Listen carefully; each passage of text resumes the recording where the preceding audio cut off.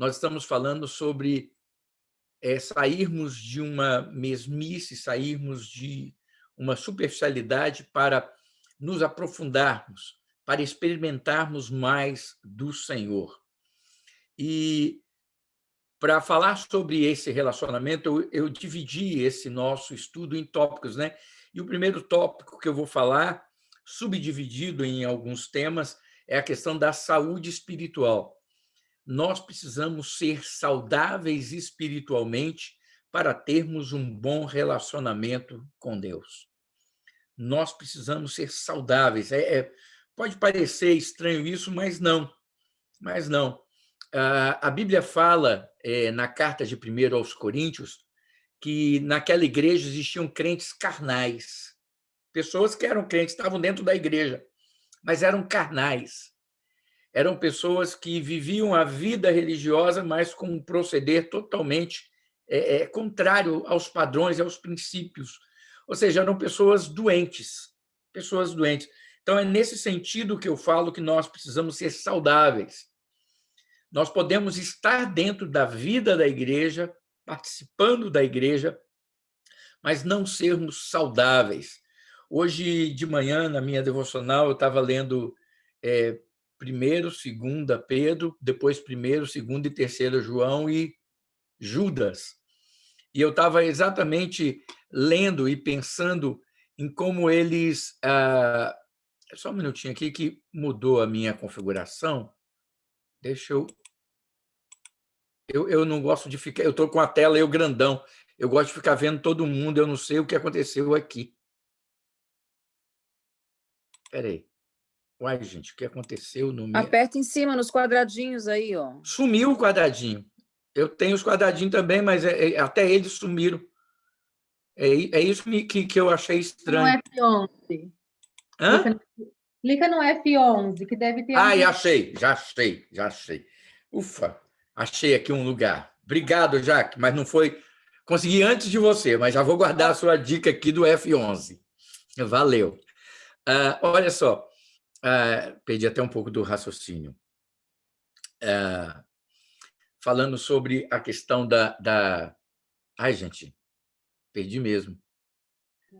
Bem, da saúde, exato. Eu estava lendo as cartas, as devocionais hoje cedo, onde os escritores, né, tanto Pedro como João, como Judas, eles falam sobre a vivência cristã, o relacionamento com Deus, a questão do amor, da prática cristã, do crescer espiritualmente.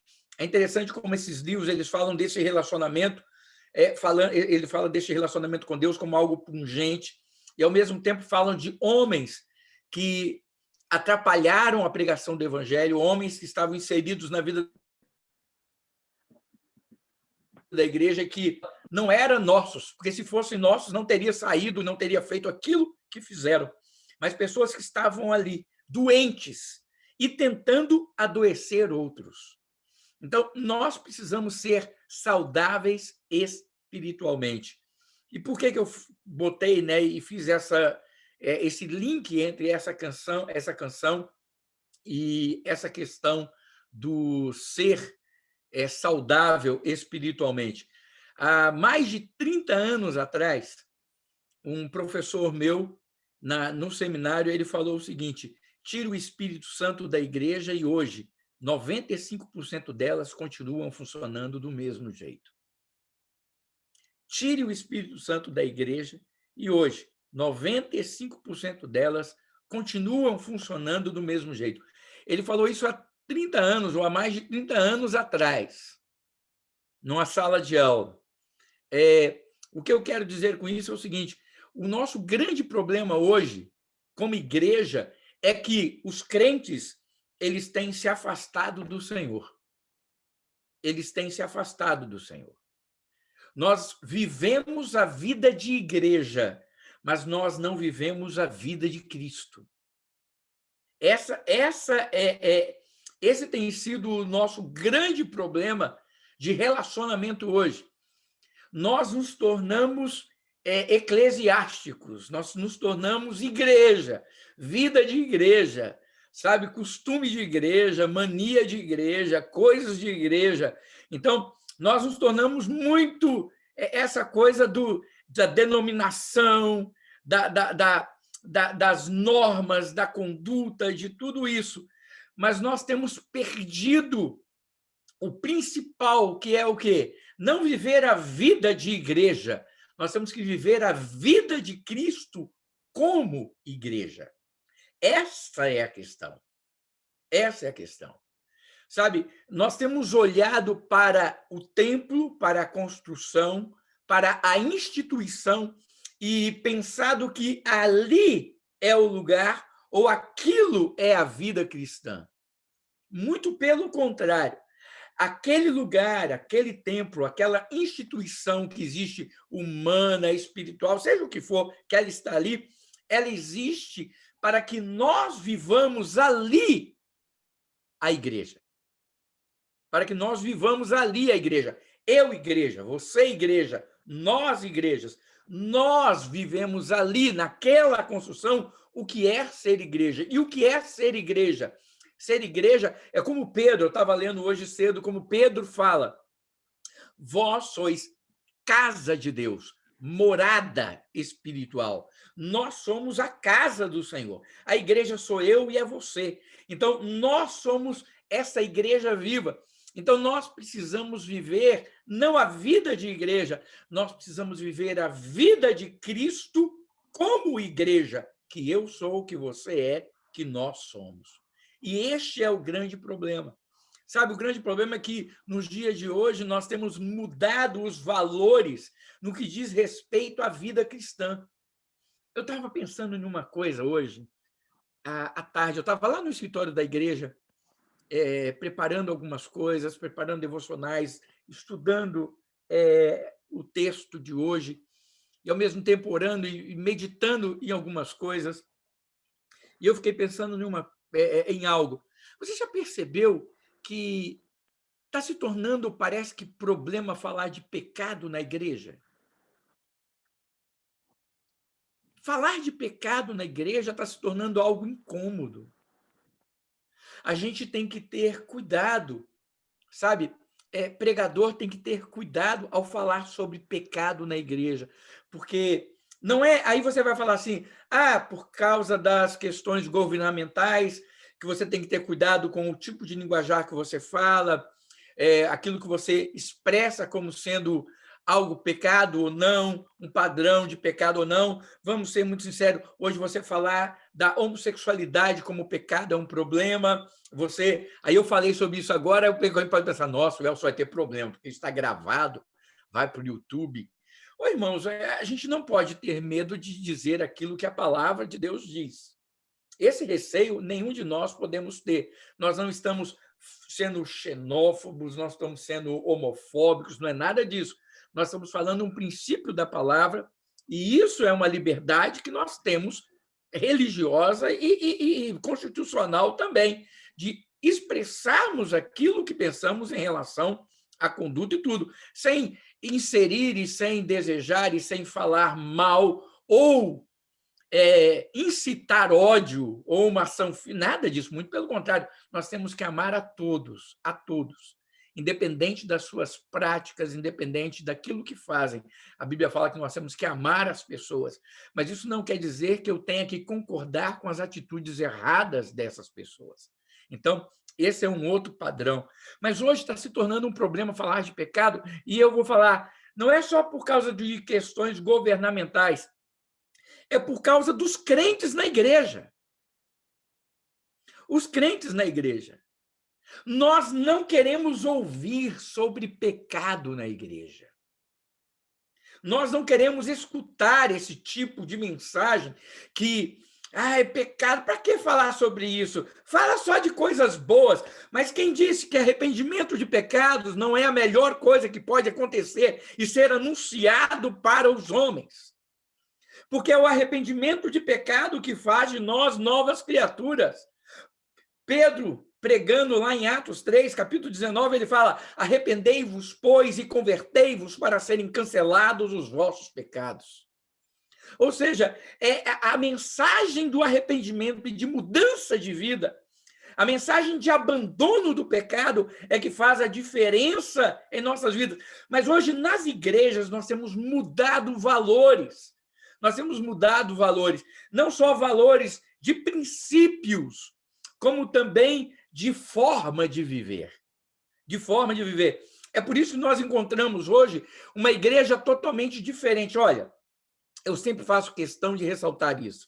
Eu não sou saudosista, eu não fico achando que é o seguinte, que a melhor igreja foi a igreja do passado, né? Olha lá, isso aí, no tempo do meu pai. Irmãos, eu lembro, eu fui jovem na igreja, eu me converti com 16 para 17 anos, eu fui presidente de mocidade com 17 anos, eu vivi a vida da igreja, eu fui chamado por ministério nessa época, eu vivia, respirava igreja, dava tudo para a igreja, a gente se dedicou de corpo e alma, sabe, fazia evangelismo à tarde, ia para as praças, pregava dentro de trem, levantava dentro do trem, quando o trem parava, 1 minuto numa estação, antes de fazer o suburbão ali em São Paulo, o trem dos estudantes que vinha de Mogi das Cruzes até São Paulo, a gente entrava e a cada estação a gente ia de vagão em vagão e quando parava a gente tinha 1 minuto para trazer uma mensagem. A gente gritava para todo mundo ouvir, olha, se arrependa, Jesus ama vocês, e saía distribuindo. O pessoal ficava achando, o pessoal quis bater na gente. Eu vivi tudo isso, foi maravilhoso. Abrir igreja cantando ao ar livre, começar na garoa caindo e você cantando ali com violão, fazendo boneco de fantoche, juntando gente, e depois você pregando, indo de casa em casa, batendo em porta para anunciar Jesus. Eu vivi isso. Foi um tempo bom, maravilhoso, que ótimo. Mas eu não penso, irmãos, com saudade, no sentido de que aqueles eram os melhores tempos. Eu acredito que Deus sempre tem o melhor tempo para a gente hoje. Eu acredito que Deus sempre guarda, e Ele é Deus da igreja. A igreja não se tornou pior ou melhor, a igreja é a igreja do Senhor. Então, depende de cada um de nós. Eu não sou saudosista, mas uma coisa é certa. A Bíblia fala que nos últimos dias os tempos seriam mais difíceis e que o amor esfriaria do coração de quase todos. Então, nós podemos entender uma coisa: quanto mais perto do fim nós chegamos, mais perigo nós corremos. E aí nós temos essa situação. Nós temos vivido, amados, um tempo onde nós estamos ocupados em fazer tantas coisas e nós não temos também tempo para nos dedicarmos àquilo que realmente é importante. É importante. Sabe? É impressionante como a ideia hoje que domina as nossas vidas é o seguinte: eu preciso estar fazendo alguma coisa para mostrar que eu sou crente. A vida cristã tem se tornado realmente algo comportamental. Nós estamos tão preocupados com comportamento que nós estamos nos esquecendo de que vida cristã é conhecimento e relacionamento. E por que eu bato tanto nessa tecla?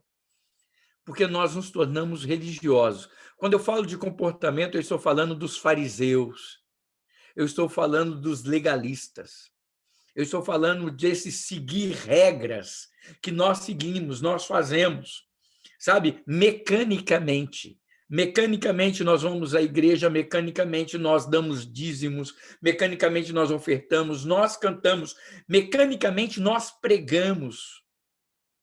Mecanicamente, nós lemos a Bíblia e nós oramos, nós evangelizamos. Aí você fala, poxa, você está falando? Sim, eu estou falando que nós muitas vezes fazemos essas coisas de forma tão mecânica, tão naturalmente, rotineiramente em nós, que nós esquecemos que não é isso que me torna um servo do Senhor. E por que eu fico preocupado com isso? Porque nós temos inúmeras pessoas dentro da vida da igreja que estão vivendo dessa forma mecânica e têm perdido o seu relacionamento com Deus. Perdido o seu relacionamento com Deus. Atos 6:4, né, ontem eu citei isso, diz assim: e quanto a nós, nos consagraremos à oração e ao ministério da palavra. Foi Pedro que falou isso. Olha, todo mundo reunido, a igreja... Imagina a situação. Pedro prega, 3.000 pessoas se convertem. Gente, Pedro prega, 3.000 pessoas se convertem. Ok, maravilha. Eles eram um grupo que estava orando lá no tabernáculo, quando o Espírito Santo desceu sobre eles e usou, né, daquela forma sobrenatural. Eles eram 120. Ele prega e aumenta a congregação para 3.000. Aí Pedro resolve dar um segundo sermão. Quando ele pega o segundo sermão, este número sobe para 5.000 pessoas. 5.000 pessoas. E aí todo mundo vem para Pedro e fala, e agora, o que a gente faz? Aí a Bíblia fala que começou a primeira briga, o primeiro problema na igreja. Algumas viúvas começaram a receber ajudas, outras não. Aí começaram a falar assim, estão ajudando ela e não estão ajudando a mim. Estão dando para ele e não estão... O homem é terrível, né? Não tem jeito. Juntou, dá desses negócios. Aí Pedro olha aquilo e eles vão em cima de Pedro. E aí Pedro olha para agora uma congregação de 5.000 pessoas, buscando dele uma direção, buscando dele o quê? Como que a gente vai viver? A gente tem que dividir as coisas, a gente tem que fazer a ceia, a gente vai de casa em casa, a gente ensina. O que a gente faz? Aí Pedro olha e fala assim, vamos fazer o seguinte, gente.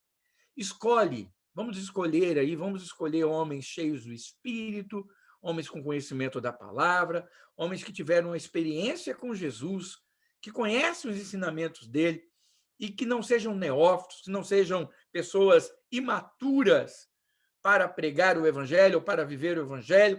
Vamos escolher esses homens e vamos colocá-los à frente dessa parte. Quanto a nós quem? Aí ele fala, os líderes.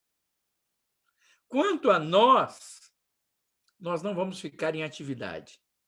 Opa! Primeiro padrão aí. Eu acho muito gostoso quando nós vemos Pedro falando o seguinte, nós não vamos ficar mostrando para vocês que nós somos aqueles que fazemos. Nós não vamos ficar pulando de lugar em lugar, de casa em casa, de cargo em cargo, assumindo tudo, fazendo tudo, para mostrar para vocês que nós fazemos. Ele falou assim, quanto a nós vamos nos consagrar à oração e ao ministério da palavra. Nós vamos orar e pregar. Eu perguntei ontem, irmãos, quantos pastores a gente teria hoje se a gente resolvesse fazer só isso? E eu vou garantir, eu seria demitido logo de cara. É verdade. Porque nós, na igreja, não queremos... Nós mesmos, como pastores, se nós olhamos alguém que faz isso, a gente fala, preguiçoso esse, hein? Olha, esse não gosta de trabalho, não. Esse, né, só quer comer dos dízimos e das ofertas. Esses, não é assim. Fala a verdade, não é assim que a gente pensa. Por quê? Porque a gente pensa que o líder é aquele que faz... Sabe por quê, irmãos? Porque essa mentalidade tem tomado conta dos nossos corações. Começa na liderança e vai até o fim. Ou seja, nós pensamos que somos por fazer. Nós pensamos que somos por fazer. Irmãos, e é claro, eu gosto sempre de salientar isso, é claro que pessoas espirituais vão manifestar essa espiritualidade através das suas atitudes, através das suas ações. Mas eles não devem fazer para ser, devem fazer porque são. Irmãos, eu não posso visitar, ajudar ou fazer qualquer outra coisa para mostrar aos irmãos que eu sou pastor, que eu sou crente. Eu tenho e eu vou fazer isso de uma forma muito natural, porque eu sou crente, porque eu tenho relacionamento com Deus. Pedro, ele não ficou parado, ele fundou igrejas, ele orou, ele foi visitar, ele foi lá pregar para Cornélio. Não foi assim? Paulo fez a mesma coisa. Todos os discípulos trabalharam. Eles se dedicaram à oração e ao ministério da palavra, se consagrando ao Senhor e buscando aquilo que eles deveriam ter em primeiro lugar, que é o quê? Relacionamento com Deus. Para então, baseados neste relacionamento, eles então ajudarem, se envolverem, darem-se à obra do Senhor. Hoje, irmãos, nós estamos trilhando um caminho inverso. Nós estamos fazendo e esquecemos de para quem nós fazemos. Este é um problema muito sério. Sabe, quer ver uma coisa? Como é que você é encontrado como bom crente? Quem é o bom crente? O bom crente é o marido fiel. O bom crente é o filho obediente. É a esposa zelosa. O bom crente é aquele que paga suas contas. O bom crente é aquele que não mente, é aquele honesto. O bom crente é o bom pai, é a boa mãe. É o bom irmão, é aquele que serve aos outros. Deixa eu perguntar, e aqueles que não são crentes e fazem tudo isso, o que eles são? O que eles são?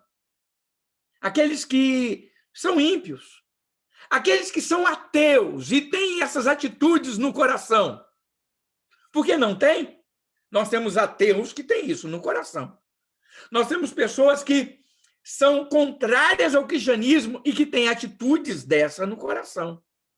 Nós temos pessoas que pregam e vivem uma doutrina anticristã e que têm atitudes como essa no coração. Aí eu pergunto, como é que a gente olha, então, para essas pessoas? Elas são o quê, então? Eu sempre falo, né?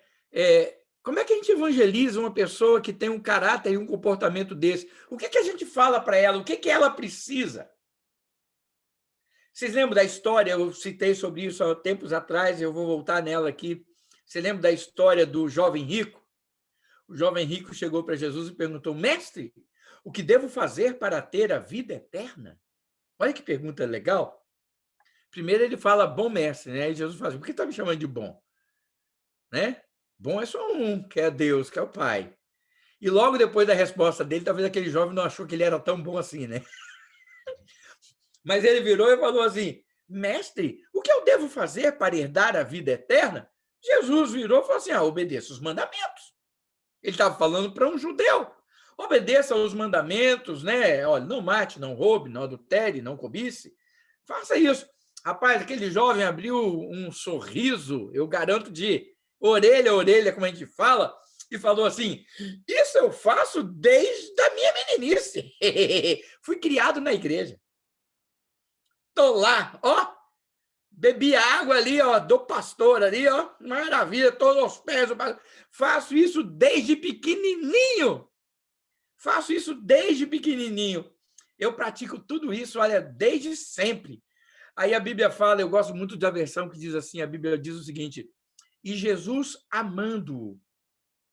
É lógico que Jesus amava, mas a Bíblia, eu gosto dessa ênfase que está lá em Marcos, quando ele fala assim, e Jesus amando-o, disse, só uma coisa te falta. Olha que interessante. Aquele jovem, ele estava no caminho quase todo perfeito. Jesus virou e falou assim, olha, te falta muita coisa, você está muito errado, não é nada. Não. Jesus falou assim, você está fazendo tudo isso? Maravilha. Só uma coisa te falta. Vai, vende tudo que você tem, dá para os pobres e me siga. E me siga. Eu vejo essa passagem por alguns prismas. Uma delas é que Jesus chamou aquele jovem para estar com ele como se fosse um discípulo. Já perceberam isso? Porque quando Jesus virou para Pedro, para João, que eles estavam lá consertando a rede, Jesus falou assim, olha, me siga, que eu farei de vocês pescadores de homens. Quando Jesus viu a Mateus na coletoria lá, Mateus, né, era coletor de impostos, Jesus virou para ele e falou assim, segue-me. Jesus sempre que fez o convite aos seus discípulos foi assim, me siga. O que Jesus ofereceu a esse jovem é que ele fizesse parte daquele grupo de discípulos. Jesus virou para ele e falou assim, olha, só te falta uma coisa. Vai, vende tudo que você tem e me siga. Aí alguns podem até dizer e pensar, a Bíblia fala, né? Nós conhecemos o texto, a Bíblia fala que aquele jovem saiu triste porque ele era dono de muitas riquezas. Ou seja, ele não vendeu e nem seguiu a Jesus. Aí algumas pessoas podem falar assim, mas Elcio, o que Jesus pediu dele foi uma atitude, foi uma obra. Jesus pediu que ele abrisse mão, que ele vendesse alguma coisa, que ele abrisse mão. Então, é aquilo que ele, se ele fizesse, ele estava demonstrando. Eu falo, não. O que Jesus pediu para ele foi o seguinte: eu quero que você abra mão daquilo que tem mais valor para você e me coloque em primeiro lugar na sua vida. Eu quero que eu seja a primazia. Eu quero que você, antes do versículo falar, ele falou assim: eu quero que você busque o meu reino e a minha justiça em primeiro lugar. O que Jesus falou para ele é o seguinte: você tem que parar de amar o dinheiro, de amar as coisas materiais, e para você ter essa vida eterna que você está perguntando como que você vai ter, você só vai ter essa vida eterna se você me seguir, se você tiver um verdadeiro relacionamento comigo. Foi para isso que Jesus convidou ele. Jesus convidou ele para ter um relacionamento pessoal, íntimo, de andar juntos, de andar juntos. Jesus falou: só uma coisa te falta. Vai, vende tudo e me segue. Jesus convidou aquele jovem não para ter uma atitude, uma ação somente, mas ele o chamou e afirmou que faltava àquele jovem um relacionamento. Sabe? E quando eu penso nisso, eu fico pensando em uma coisa: muitos de nós, por mais que façamos espiritualmente, por mais que façamos como aquele jovem falou, eu pratico todas essas coisas desde a minha meninice. Gente, muitos de nós temos praticado os princípios bíblicos com fidelidade, com zelo. Muitos de nós temos praticado todas essas coisas que a Bíblia fala que um bom crente faz. Só que não é isso, amado. Mas muitos de nós estamos praticando isso, mas temos vivido uma vida solitária espiritualmente, vazia. Quantos de nós, amados, quantos de nós temos praticado e vivido a vida da igreja, mas é uma alegria momentânea. Vocês vão entender, é como carnaval. Aquelas pessoas que vivem para o carnaval e pelo carnaval, ela tem 3 dias de alegria, 3 dias de felicidade plena, porque ele trabalha o ano inteiro para ter felicidade em 3 dias. Quando acaba aqueles 3 dias, começa de novo o quê? O trabalho para ser feliz no outro ano durante 3 dias. Essa é a vida do carnaval. É aquela felicidade momentânea. Você trabalha muito para ter uma felicidade rápida e momentânea. Muitos de nós, amados, temos vivido esse tipo de vida espiritual. Nós fazemos as coisas, mas nós somos vazios. Vazios. O nosso coração é oco. Eu sempre gosto de fazer uma pergunta, e isso tem a ver com este relacionamento. Qual foi a última vez que Deus falou com você? Qual foi a última vez que Deus te chamou pelo nome e falou no seu ouvido? Falou: olha, eu quero que você faça isso. E às vezes foi algo que você não entendeu, algo que você nem queria fazer, você falou assim: ah, Senhor, mas isso aí eu não quero, não. Isso aí dá não. Isso aí o Senhor está pedindo é muito para mim. Aí não. Aí Deus virar e falar assim: não, meu filho, e você bater cabeça com Deus, já fez isso? Qual foi a última vez que isso aconteceu? Porque é assim que as coisas funcionam com Deus. Relacionamento com Deus é assim. Ele entende a nossa humanidade, ele compreende as nossas imperfeições, ele entende até a minha teimosia. Quando eu falo: ah, Senhor, isso eu não quero, não. Ele fala: você vai. E aí ele trata exatamente como eu preciso ser tratado, ele fala como eu devo ouvir. Por quê? Porque ele é Deus. Então, nós precisamos, amados, viver isso.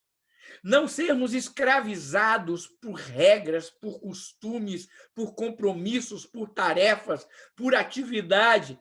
Amados, nós temos que ter relacionamento, vida com Deus. Sabe, queridos, eu acho que muitos de nós estamos morrendo espiritualmente dentro da igreja por não cultivarmos este relacionamento. E a saúde espiritual que nós necessitamos para ter um relacionamento saudável, crescente, vivo com Deus, vai ser resultado dessa intimidade que nós temos que manter com Ele. Então, queridos, eu gostaria de fazer uma pergunta realmente muito direta para você que está aqui nessa noite. Você tem tido relacionamento com Deus? De verdade. Você tem tido relacionamento com Deus? Ou você tem simplesmente vivido a vida religiosa como você aprendeu a viver e como é o costume viver? Os fariseus fizeram isso. Os judeus, irmãos, quando eles receberam a lei, a Bíblia fala, Paulo escreve, diz assim, a lei é boa. A lei é boa. A lei era o aio. Aio é aquele escravo que conduzia uma criança, ele pegava a criança pequena e ensinava, geralmente era um escravo muito culto. Ele pegava e ensinava ciência, matemática, filosofia, literatura. Ele ensinava todas essas coisas àquela criança até ele atingir a maioridade. Quando ele se tornava um adulto, o aio perdia a razão de ser. Por quê? Porque ele guiou até a idade adulta. Ele guiou até a maturidade. Então, quando a criança crescia e atingia a maturidade, não precisava mais do aio. A Bíblia fala que a lei foi o aio. A lei existiu para nos guiar, para servir de guia até a maturidade. Qual é a maturidade? A graça de Cristo. Até a graça. Até nós não precisarmos viver debaixo da lei. Romanos fala, vocês agora estão debaixo da graça e não da lei. Eu não vivo debaixo da lei. Aí alguns falam, né, defensores da lei, falam assim, mas a gente não tem que obedecer à lei. Eu não fico preocupado em obedecer à lei.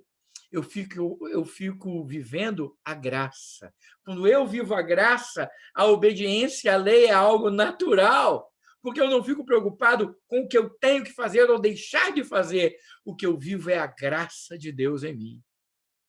É isso que é interessante. Sabe? E aí a lei foi dada exatamente para que os homens eles entendessem o seguinte, ela existia para levar os homens até o conhecimento, até o conhecimento dessa graça. Mas os homens começaram a praticar a lei como sendo o fim em si mesmo. O importante não era o ato de eu sacrificar um cordeiro pensando que ali representava Cristo que um dia viria, morreria por mim e me redimiria dos meus pecados. Não, eu estou sacrificando esse cordeiro porque eu preciso matar esse animal para eu sentir paz. Não é uma questão do pecado, do perdão, do ato, do simbolismo. É uma questão do ato. Eu mato o cordeiro, pronto, matei. Ele não tinha fé no que aquilo representava. Foi isso que as pessoas começaram a fazer. Por isso que lá em Isaías, Deus vira e fala, eu estou cansado das festas de vocês, dos jejuns, das orações, de todo esse ritual. Por quê? Porque não tem fé, nada, não acompanha. Este povo me honra com os lábios, mas o seu coração está longe de mim. Eles faziam e falavam, mas não era acompanhado de fé, de amor e de arrependimento que deveria acompanhar tudo aquilo. E aí eu pergunto, muitos de nós temos vivido isso. Muitos de nós temos experimentado isso. Então, queridos, que tipo de relacionamento nós temos com Deus? Será que não é muitas vezes um relacionamento farisaico nesse sentido? De fazermos por fazer, mas sem ser realmente resultado de quem Deus é em nós? Sabe, eu fico vendo hoje os crentes, se vocês me desculpem, vão me perdoar a franqueza, mas é uma verdade. Os crentes hoje cansam muito rápido de fazer as coisas para Deus. Estão cansados de tocar na igreja, de cantar na igreja, de pregar na igreja, de abrir igreja, de fechar igreja, de cozinhar na igreja, de carregar móvel na igreja. Sabe por que estão cansados? Porque fazem como obras. Fazem como obras. Porque, irmãos, quando nós fazemos como para o Senhor, porque o Senhor está em nós, nós não cansamos disso. Essa é uma diferença que a gente tem que entender. Hoje nós cansamos muito. Eu estou tão cansado disso. Veja bem, eu não estou falando de cansaço físico, não estou falando. Eu estou falando o seguinte: eu já fiz tanto. Já viram crentes que falam assim: eu já dei tanto, já fiz tanto, está na hora de outro fazer. Irmãos, como que está na hora de outro fazer? Você está vivo. Você está vivo. Não está na hora de outro fazer o que eu faço, porque eu fui chamado para uma grande obra, está lá em Neemias, e ninguém vai fazer a obra que eu faço, não porque ela é maior ou melhor do que as outras, porque ninguém vai fazer a obra como Elcio faz, porque Elcio é um indivíduo único, escolhido por Deus para fazer a obra daquele jeito. Agora, nós hoje é o seguinte: eu já fiz muito, está na hora de outro fazer. Tá não, irmãos, tá não. Enquanto nós estivermos vivos, somos nós quem temos que fazer esta obra como resultado da vida de Cristo em nós. É isso que eu fico questionando. Até onde, irmãos, Cristo tem sido real em nós? Porque nós estamos abandonando tudo, deixando de fazer muito. Sabe por quê? Porque não passa muitas vezes de obras e não fruto de relacionamento. Quando eu falo isso, irmãos, não quer dizer que o pastor envelheceu, vai ter que continuar pregando, fazendo. Não é isso, não. Agora, um pastor, mesmo que ele deixe de pastorear oficialmente uma igreja, ele nunca vai deixar de pastorear almas, ele nunca vai deixar de pregar o evangelho, ele nunca vai deixar de ser quem ele é. Por quê?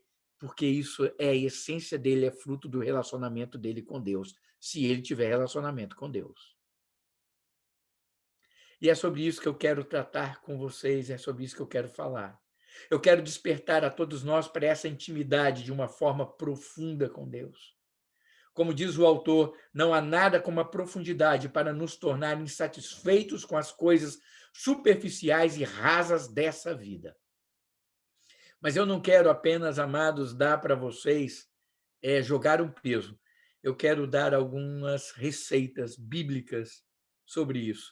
Eu quero compartilhar com vocês algumas coisas que eu tenho descoberto e aprendido, que podem nos ajudar a sermos melhores e a nos aprofundarmos neste relacionamento. Mas sobre isso falaremos na próxima quinta, que é onde nós vamos falar sobre algo muito especial que nós devemos aprender. Agora, eu só quero encerrar para a gente orar, para a gente abrir aqui, para a gente falar um pouco. É o seguinte: que tipo de relacionamento você gosta de ter, maduro ou imaturo? Quer ver uma coisa? Quem aqui está casado há muito tempo? Por exemplo, eu comecei a namorar a Elisângela. Elisângela faltava 5 dias para ela fazer 17 anos, né? Eu comecei a namorar, ela tinha 16, faltava alguns dias para ela fazer 17.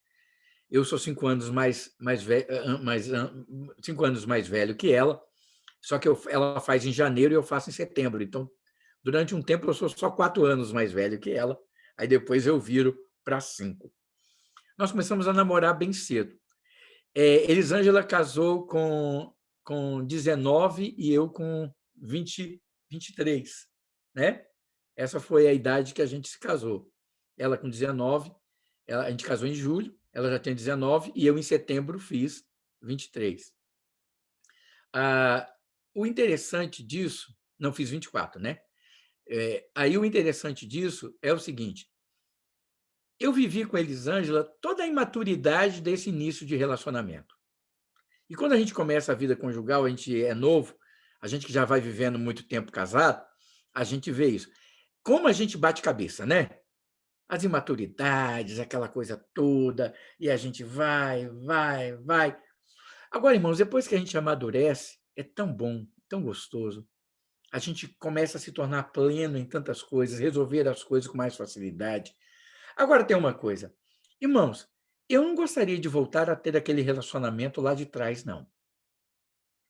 Eu não queria ter que me relacionar com uma menina de 19 anos de novo, não. Não, mas não queria mesmo. A fase de mexer com uma menina de 19 anos já passou na minha vida há 30 anos atrás. Estão entendendo o que eu quero dizer? Ou seja, eu quero me relacionar com alguém que tenha a maturidade que eu tenho, que possa acrescentar à minha vida algo que vai me ajudar. E não simplesmente ser alguém que eu vou ter que ensinar a viver. Essa é isso que nós temos que entender de relacionamento maduro. Nós temos que ter o desejo de amadurecer o nosso relacionamento e não viver sempre numa superficialidade. Quem é que quer viver a vida inteira conjugal lutando com aqueles problemas lá de imaturidade que a gente sofre no início do relacionamento conjugal? Lembra das adaptações, Marciano?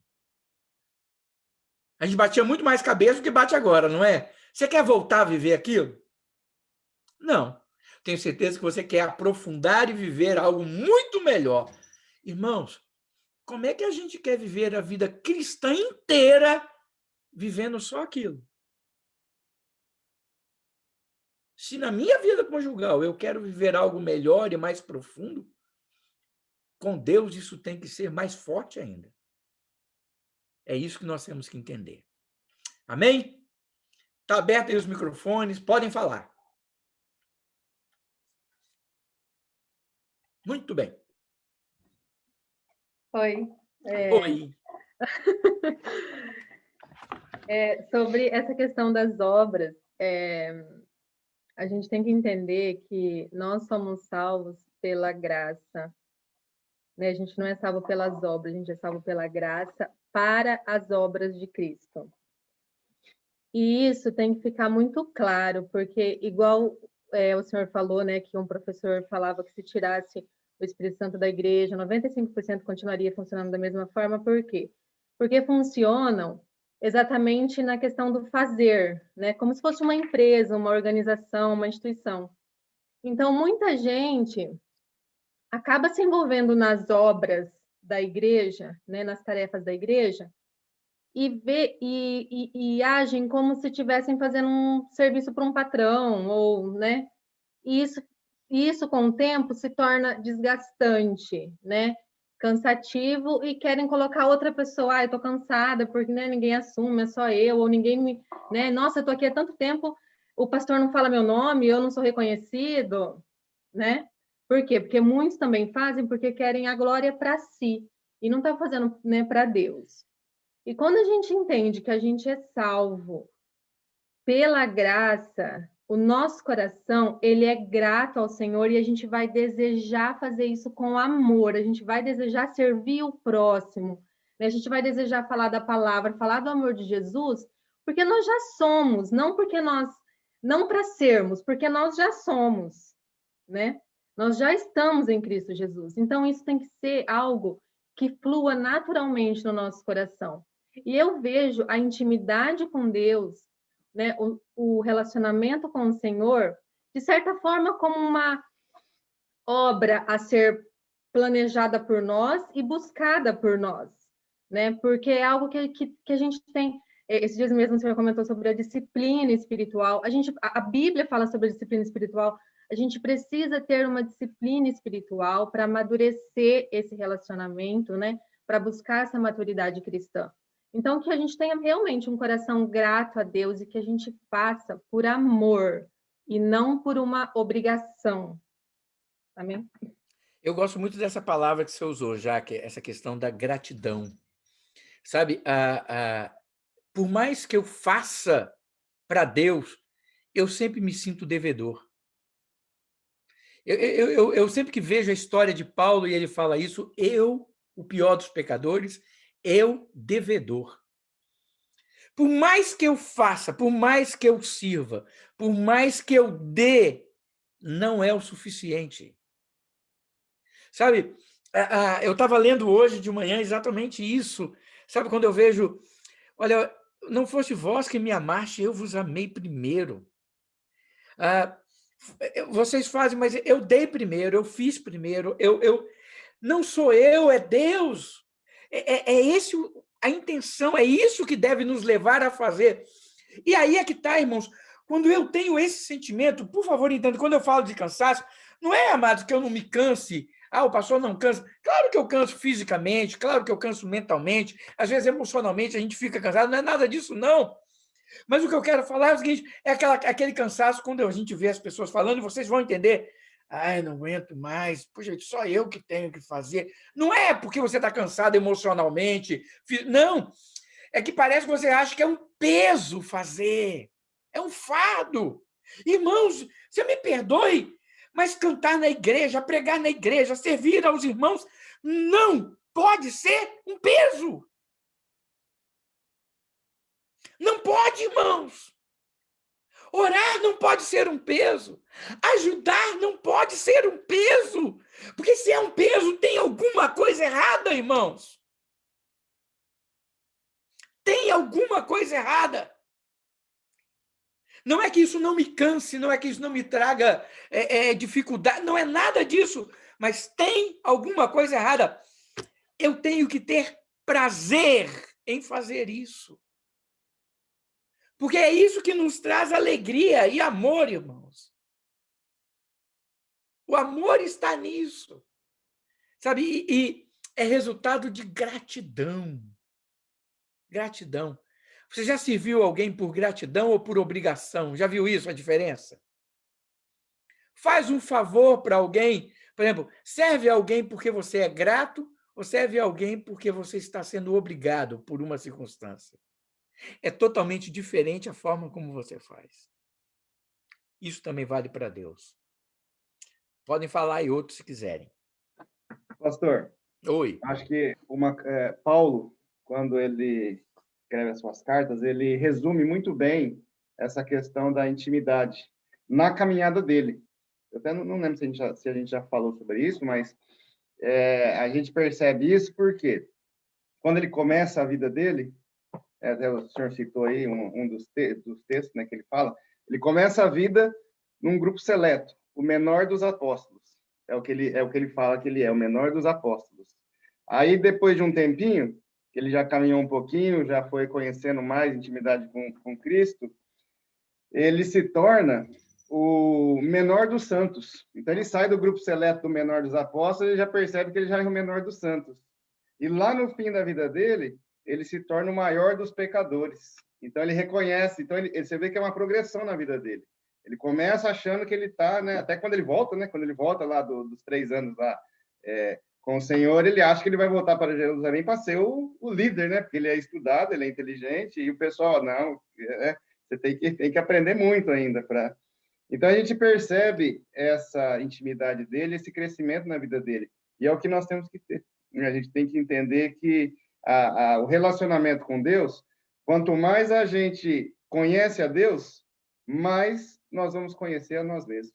Então, a gente vai aumentando a grandeza de Deus e a gente vai percebendo como somos pequenos e como que a gente é insignificante, né? Agora, quando a gente não tem essa visão de Deus, a gente acha que a gente está num patamar um pouco mais elevado do que estamos, né? Ou até muito elevado, né? Então, isso aí faz parte da caminhada, faz parte da intimidade, né? Eu quando me converti, sabe, e Deus me chamou para o ministério, eu achava o seguinte: se Deus não me chamasse para o ministério, ele estava perdendo algo tremendo. É verdade. Eu estou falando sério. Eu me achava tão, que eu pensava assim, se Deus não me chamar, quem está perdendo é ele, porque, modéstia à parte, eu sou o cara. Eu me achava o bambambam. Bam, bam. Aí um dia, né? E eu estou sendo muito franco com vocês. Eu pensava assim mesmo. Eu falava assim, claro que Deus, tipo assim, claro que Deus tinha que me chamar. Você entendeu? Aí, um dia eu caí na besteira, entenda essa besteira entre aspas, de falar assim, Senhor, trata comigo. Trata comigo. Eu quero ser exatamente quem o Senhor quer que eu seja. Aí Deus falou assim, meu filho, eu já ia fazer, mas já que agora você pediu, eu vou antecipar. Aí, irmãos, foi que eu aprendi. Que eu aprendi. Quem é Deus e quem sou eu? Quem é Deus e quem sou eu? Sabe, queridos, é muito interessante quando a gente descobre que realmente a gente não passa de nada. É nada. É pó. É Ele. É para Ele. Então, é muito gostoso quando a gente compreende e experimenta disso em nossas vidas. Sabe por quê? Porque isso tira um peso da gente tremendo, porque a obra é dele, é por ele, é dele. É ele quem faz, não sou eu. É Ele quem opera, não sou eu. A minha responsabilidade é ser fiel na proclamação dessa verdade, desse evangelho. É viver de um modo digno da vocação que eu fui chamado. Mas a obra é dele. É por isso que a glória é dele, somente para ele. Então, como eu sou grato a Deus, é por isso que eu falo, eu sempre sou devedor. Por mais que faça, eu sempre estou em débito. Alguém mais quer falar para a gente orar? Hoje nós não vamos orar pelos Eu queria fazer uma pedidos, né? pergunta. Nós vamos fazer aqui. Pode falar.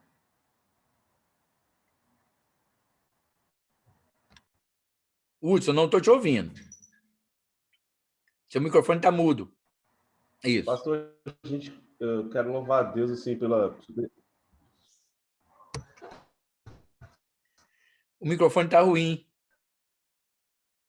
Vocês estão ouvindo? Alguma outra pessoa está ouvindo ou eu? Não, né? Nós não estamos ouvindo o Hudson. Enquanto... Agora dá para ouvir? Peraí, fala, Hudson. Pode seguir, professor. Então, vê se resolve aí, o Marciano vai falar aí. Fala, Se Marciano. você estiver me ouvindo, pode seguir. Valeu. Daqui a pouco você fala. Fala, Marciano. Pastor, como você falou de ter essa entrega para Deus, eu me lembro muito da minha adolescência, que na igreja de Cananguá, na Praia do Sol, em Vitória, minha mãe, minhas tias sempre me convidavam para assistir o culto. E eu sempre falava, mãe, eu não estou preparado. Eu sempre falo, não estou preparado. Mas, meu filho, quando você vai estar preparado? O Senhor está te chamando. E eu, como se diz, na minha humildade, eu sabia que o Senhor estava me chamando. Mas aquela coisa, eu não queria estar ali forçado. Eu não queria estar ali realmente como uma pedra ali no banco. Eu queria realmente sentir, eu queria estar presente para o reino do Senhor. E eu aprendi muita coisa. Desde essa época, o Senhor, como você falou, foi assim, é um livro, sabe? Capítulo por capítulo. Eu fui aprendendo. Ele foi me mostrando, que chegou uma época, eu falei, mãe, realmente agora eu sou uma pessoa de Cristo. Porque eu vivi, errei, ele me consertou, me moldou para estar na presença dele. Porque a gente aprende, a gente acha, como você me fala, que a gente acha que sabe de tudo. A gente não sabe de nada na presença do Senhor. Só Ele mesmo que possa dar essa direção para a gente, saber, mostrar para a gente quem realmente somos. E de estar presente realmente no caminho dele. Porque eu sinto muita falta, às vezes, na igreja, realmente é isso. Porque, às vezes, eu vou no culto, eu falo o seguinte, quando eu for no culto, que o meu corpo repita dos pés à cabeça, é porque o Espírito está presente. Agora, quando você for num culto, como às vezes a gente percebe que é artificial, que realmente só prega por pregar, entendeu? A gente sente essa necessidade desse alimento de que o Senhor realmente está presente naquele lugar, entendeu? Então, eu aprendi muito para entrar no reino do Senhor. Aprendo e continuo aprendendo bastante. Eu dou graças ao Senhor por Ele ter me ensinado bastante para entrar no caminho dele. Amém. Amém por isso.